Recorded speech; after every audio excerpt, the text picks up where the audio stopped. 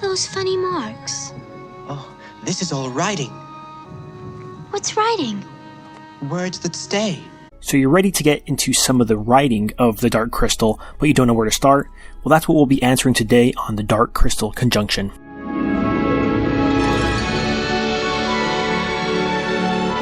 Well, howdy y'all, this is Jason Elgato from the Dark Crystal Conjunction, your YouTube space to nerd out about all things the Dark Crystal. Today we're going to be talking about what books you should start reading if you've never read any of the Dark Crystal books. I did do a very in-depth video about this that turned out to be 45 minutes long. It was totally unscripted. I just kind of went and talked. I gave great details about every single Dark Crystal book that is out there. Today I'm only going to give you a very quick synopsis, the kind of too long, didn't read. Hopefully I can get this into 5 minutes and tell you exactly what you need to start reading if you're interested in reading more of the Dark Crystal and exploring Froud, as I always encourage us to do. So first, I'm going to suggest that you, of course, watch the movie. I'm going to assume that you have watched the movie. This is where all the stories... This is the nexus. This is where all the stories are either before, they're all prequels, or they're all sequels of the Dark Crystal movie. So you want to start with the movie. No question about that. After the movie, I think you have two options of where you want to start.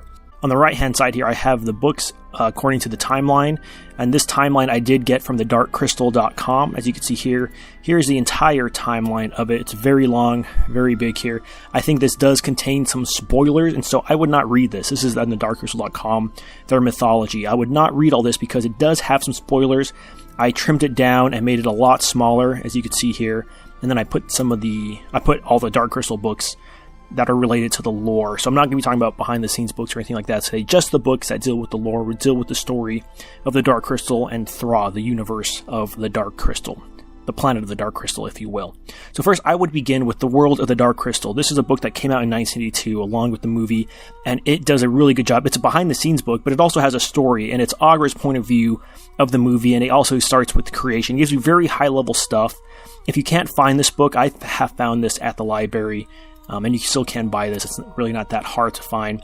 It's not a necessity. It's great. It's one of the best Dark Crystal things there is, but you could skip it because everything it tells you, you're going to get later, eventually, in the other work. So, very high up there to read, but if it's just out of your budget or you can't find it, I would hold off on it. But again, I really suggest you read it. The next thing that you for sure want to read is the Dark Crystal Creation Myths, Volume 1. This starts at the beginning. It starts with the origins of Froud, origins of the crystal, Aughra's born, the origins of the Gelfling and whatnot. These are some of the things we went through in our lore videos, but this will go through the first 1,000 years of Froud up to the first Great Conjunction. Do not want to skip that one for anything. Next, you would move on to the Dark Crystal Creation Myths, Volume 2. This takes place around the time of the Second Great Conjunction, and that's when we have the Great Division of the Urskeks, when they split between the Skeksis and the Uru, which of course we know about and learn from the movie. We also see a small flashback of the crystal cracking.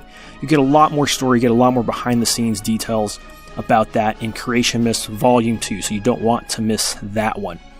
Next, we get into the next age, and these books span all the way through the film. So there's lots of conflict at this point, because now we have the Skeksis and the Uru, and we know what the Skeksis are doing eventually to the Gelfling and how they're corrupting the crystal. So there's a lot of story in here.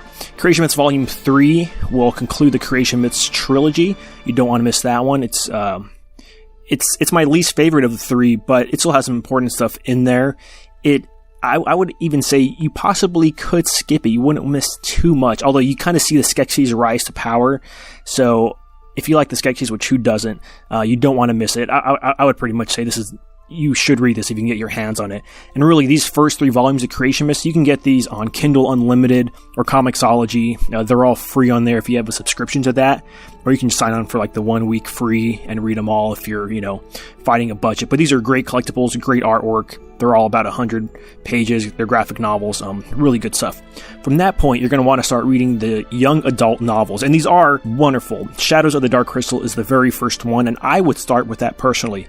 You could read the Author's Quest, which is a small PDF that kind of sets up the world how Froud is at the time. So you could read either one first. I would personally start with Shadows of the Dark Crystal because you're going to get to learn about that world from the eyes of the main character. And I think that's a cooler journey. But I would definitely read Shadows of the Dark Crystal. young adult novel. Then go on to The Author's Quest, The Gelfling Gathering, or you can read those in any order. The second book in that series is The Song of the Dark Crystal.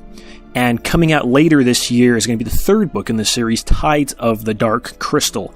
This is going to be a 4-part book series, so we just found out about Tides of the Dark Crystal coming out December 24th, 2018, so not released yet. So we definitely don't know any more details about the fourth book, other than there is going to be a fourth book, and that's kind of all leading up, from what it seems, to the Gelflings create the Wall of Destiny. You remember that scene, the Wall of Destiny, that talks about the prophecy that by Gelfling hand, that's how the crystal needs to be restored and whatnot, and more than that.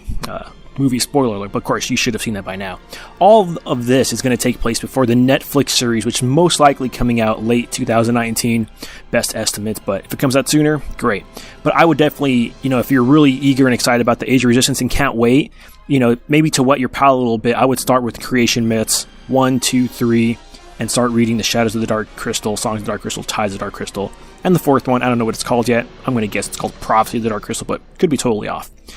From there, we have these books that deal with the Garthamore. They really give us a snapshot of kind of one of the corners of Thra that deals with the Garthamore. This was originally going to be a trilogy, The Legends of the Dark Crystal, but it wound up being 2 books, and the second one feels kind of rushed.